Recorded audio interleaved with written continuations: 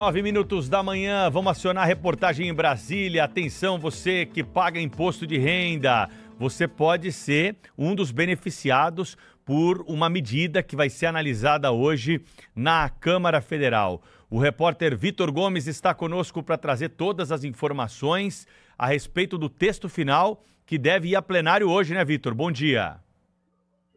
Exatamente, Pedro. Ótimo dia para você e a todos que nos acompanham. É uma proposta que interessa milhões de brasileiros, essa ampliação para a isenção de quem ganha até R$ 5.000 por mês. Além disso, há também ali uma taxação menor para quem ganha entre R$ 5.000 e R$ 7.350. O texto teve a relatoria do deputado Arthur Lira, que está confiante aí para que esse texto seja aprovado, que essa proposta seja aprovada. Há também uma previsão de impacto nas contas públicas e para que a compensação da perda de 26 bilhões de reais por ano seja feita, a ideia é taxar aí as rendas superiores. Uma alíquota de até 10% será aplicada para quem recebe mais de R$ 1.200.000 por ano, e o percentual vai diminuindo até o limite de R$ 600.000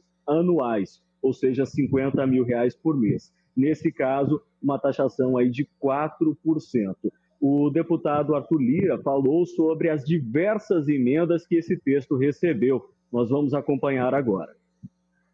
O parlamentar pode achar que essa maneira é melhor, aquela maneira é pior, e ter cuidado com as narrativas. Por isso que a gente tem que ter responsabilidade na hora da discussão, discutir em alto nível, apresentar emendas que se sustentem, porque toda emenda ela tem uma ausência ou um aumento de arrecadação. Ela mexe no equilíbrio do projeto, mexe no equilíbrio no final das contas públicas, e a gente vai ter que ver isso com calma. Uma das emendas é ampliar de 5.000 para 7.500 e outra proposta que o texto passe a vigorar apenas em 2027. O fato é o único texto em discussão hoje na sessão da Câmara, que está previsto para as 2 horas da tarde. Pedro. Obrigado, Vitor Gomes. Vou passar a bola já para quem entende do assunto. Professor Paulo Rabelo de Castro, colunista de economia do jornal Gente, toda quarta-feira, nesse horário conosco, para trazer informações. Antes da gente falar de shutdown, falar de outros assuntos, professor Paulo Rabelo, para o senhor tá claro de onde vai sair o dinheiro para compensar essa isenção para quem não vai pagar imposto ou vai pagar menos? Bom dia. Um bom dia, Pedro, um bom dia, Sônia, Cláudio. Bom dia para todos que nos acompanham aqui no Jornal Gente. Pedro, eu acho que mais uma vez nós estamos vendo a prática da brincadeira preferida do Congresso Nacional, que é estabelecer bondades sem determinar quem paga a conta. Na realidade, pagamos todos nós a conta através de um aumento do desequilíbrio fiscal brasileiro. É óbvio que a isenção em relação ao imposto de renda para quem ganha até a faixa de R$ 5.000 mensais, o que corresponderia nos Estados Unidos a uma renda bastante básica de $1.000, que também está isenta, esse nível de isenção é mais do que razoável. O problema é a porteira aberta dentro do Congresso para parlamentares enfiarem outros tipos de benesses que vão prejudicando o já precário equilíbrio, se é que podemos falar de equilíbrio, das contas públicas. O governo, portanto, nesse momento, fica calado enquanto o relator Arthur Lira se debate com seus colegas na tentativa de colocar um pouco de senso naquilo que vai sair dessa fornalha do Congresso Nacional. Nós esperamos que, sim, seja aprovada essa isenção, até porque a faixa de R$ 5.000 corresponde, quando a gente olha em termos deflacionados, a isenção que existia há mais de uma década atrás. Essa faixa atual de R$ 2.800 ficou defasada e, portanto, todo esse grande estardalhaço que o governo está fazendo em em relação a esse projeto, que ele está chamando de seu, como um mecanismo pré-eleitoral para 2026, não passa de uma atualização de tabela do imposto de renda, não passa disso. E é uma atualização importante e necessária que já constava de plataformas de outros candidatos. Me lembro, inclusive, que em 2018, o candidato Álvaro Dias, e estávamos juntos com ele, colocávamos essa mesma isenção de R$5.000. Agora, o que é importante estabelecer é que não pode vir a isenção sozinha. Ela tem que vir com uma reformulação de toda a faixa de aplicação do imposto de renda para compensar os cerca de 25 a 30 bilhões de reais que serão perdidos em arrecadação na faixa de baixo. Portanto, é preciso colocar mais gente pagando. E antes que a gente pense que não existe possibilidade disso, na realidade, há vários segmentos privilegiados no país que deixam de pagar uma cota equilibrada e justa porque estão vivendo situações de privilégios. Não cabe aqui ficar mencionando em detalhe, mas a gente sabe que o pessoal que trabalha com o MEI, o microempreendedor individual, ele tem uma tabela privilegiada hoje de isenção. As rendas do agronegócio, todas, inclusive rendas milionárias e bilionárias, estão basicamente livres de imposto de renda em boa medida, e existem também outros segmentos, toda a área de dividendos, ela não foi discutida adequadamente nesse projeto, de forma que é uma pena que é um projeto que poderia vir no bojo de uma reformulação da tributação direta no Brasil e virou, mais uma vez, um espaço de manobra da situação versus oposição. Então, professor, esse é que é o problema, não é? Uma medida que aparentemente é necessária, até mais do que justa, é também necessária, né? E sempre traz aquela outra questão: quem é que vai pagar isso, né? Quem é que vai pagar essa conta? O que a gente assiste também é um governo que não se mexe muito, por exemplo, para, embora fale, né, embora eu já tenha falado, sobre, por exemplo, as isenções fiscais, não é? Ou a renúncia fiscal que o próprio governo federal estabeleceu e não recua, de diversos setores, né? O dinheiro poderia vir daí, por exemplo, essa compensação, ou, sei lá, de outra forma. Temos um governo que a única atividade a que se dedica é aumentar impostos, né? Até agora até semana passada, não sei se isso já foi atualizado, eram 24 aumentos de impostos desde a posse do atual presidente da República.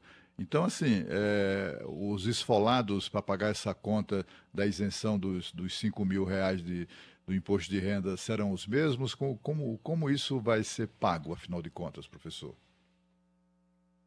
A pergunta é boa porque eu mencionei segmentos importantes que poderiam dar contribuições justas, corretas, de acordo com a sua capacidade contributiva, diga-se de passagem, e que continuarão largamente privilegiados e beneficiados. Em compensação, já foram eleitos os pagadores dessa conta.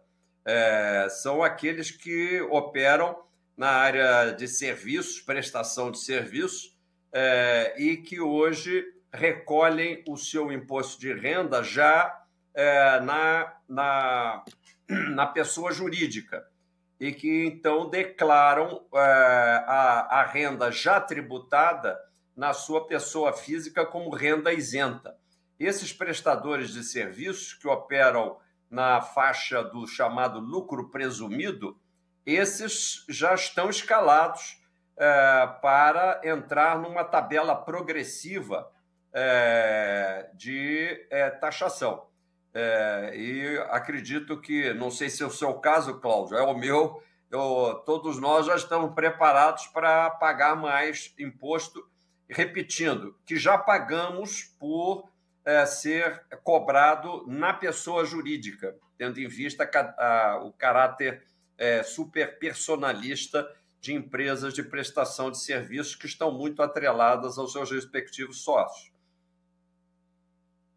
Professor, tudo bom com o senhor? Um bonjour aqui de Paris, mas vamos falar dos Estados Unidos. Porque, olha, não tem um dia que Estados Unidos não seja a capa das manchetes dos jornais em todo o mundo. Então, eu queria fazer duas perguntas para o senhor. Em relação ao país, né, a gente vê o presidente Trump atacando o Fed, colocando aí sua credibilidade em atenção. E a gente está vendo o dólar também se desvalorizar, né, em relação a várias moedas. O ouro que não para de subir, né?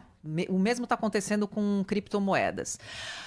Pergunta 1, até onde esse movimento pode chegar e quais os impactos para o Brasil? E a pergunta 2, como é que o senhor está avaliando o chamado shutdown?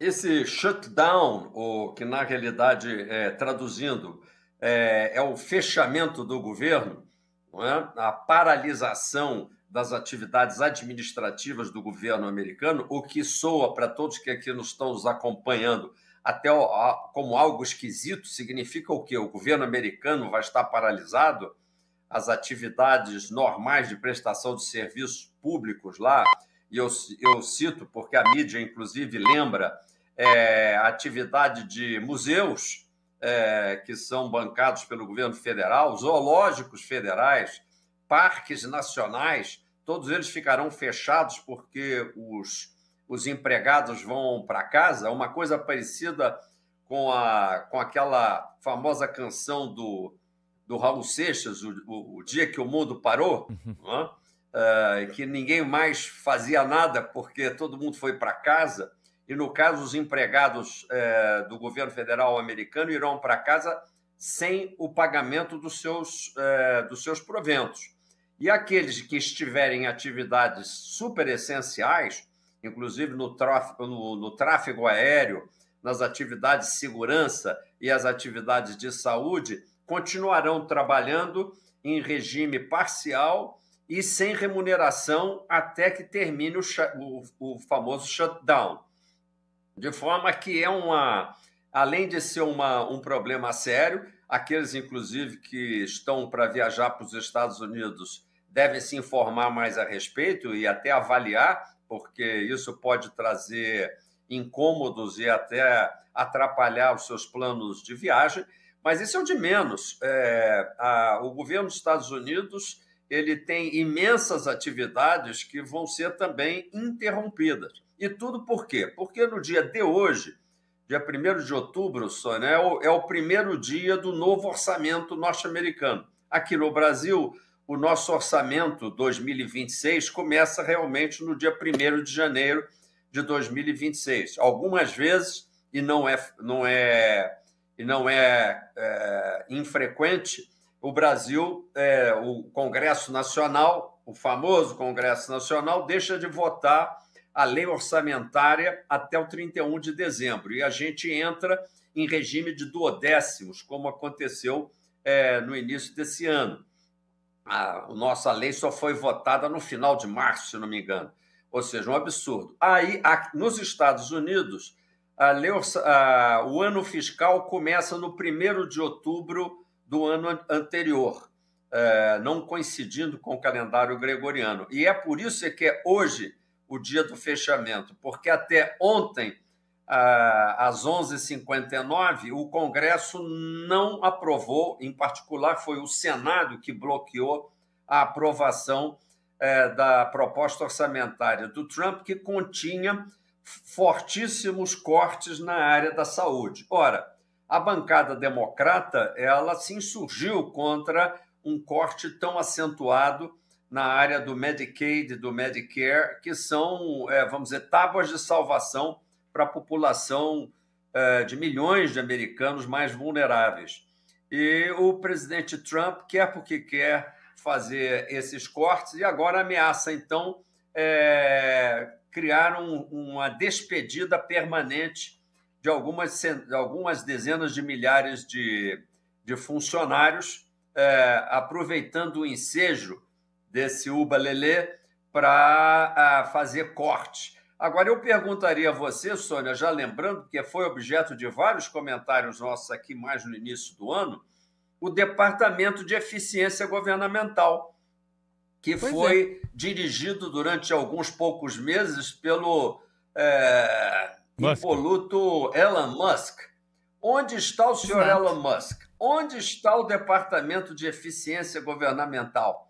Onde está a lógica desse governo Trump, que começa falando em eficiência governamental e no mesmo ano já não tem Elon Musk, que já foi para casa brigando com o Trump, e que não se fala mais do tal do DOGE, que é a sigla do Departamento de Eficiência Governamental, e, portanto, é um governo que, no final da tarde, já não lembra do que disse na manhã do mesmo dia. É um governo que realmente desorganiza mais do que organiza. Ele praticamente usa a desorganização das narrativas como prática da confusão.